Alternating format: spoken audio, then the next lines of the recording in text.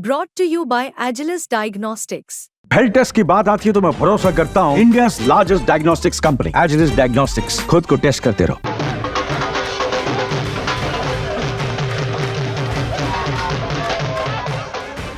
उत्तर प्रदेश के फूलपुर विधानसभा उपचुनाव में बीजेपी ने शानदार जीत हासिल की। इस जीत के पीछे कुछ अहम कारण थे। जानकारों की माने तो बीजेपी की जीत का सबसे बड़ा कारण विकास और अच्छे रास्तों का निर्माण था।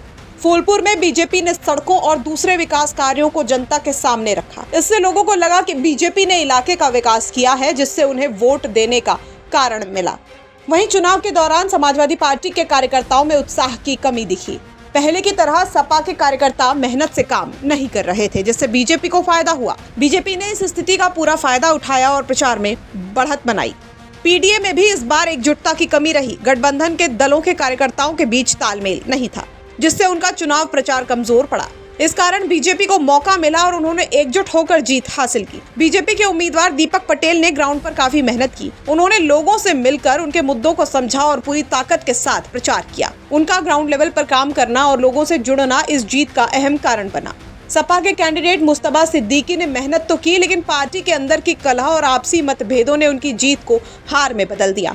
पार्टी में चल रही अंदरूनी फूट का असर चुनावी प्रचार पर पड़ा, जिससे कार्यकर्ताओं में उत्साह की कमी रही। इस स्थिति का फायदा बीजेपी को मिला और उन्होंने पूरी तरह से एकजुट होकर चुनाव में अपनी स्थिति को मजबूत किया।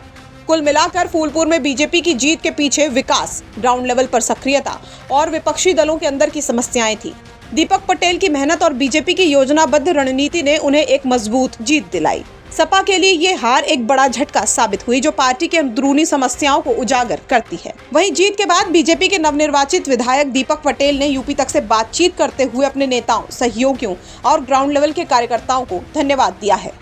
ये बुर्का नसीन जो महिलाएं हैं, ये फर्जी वोटिंग का सबसे बड़ा माध्यम है और आयोग ने भी कहा है कि उनका चेहरा देखा जाएगा। जब हिंदू महिलाओं का चेहरा देख के उनका मिलान किया जाता है, जो एक मतदान की प्रक्रिया है, तो उनको कोई अलग से थोड़े ना है वो कि उनका वो चेहरा नहीं देखा जाएगा।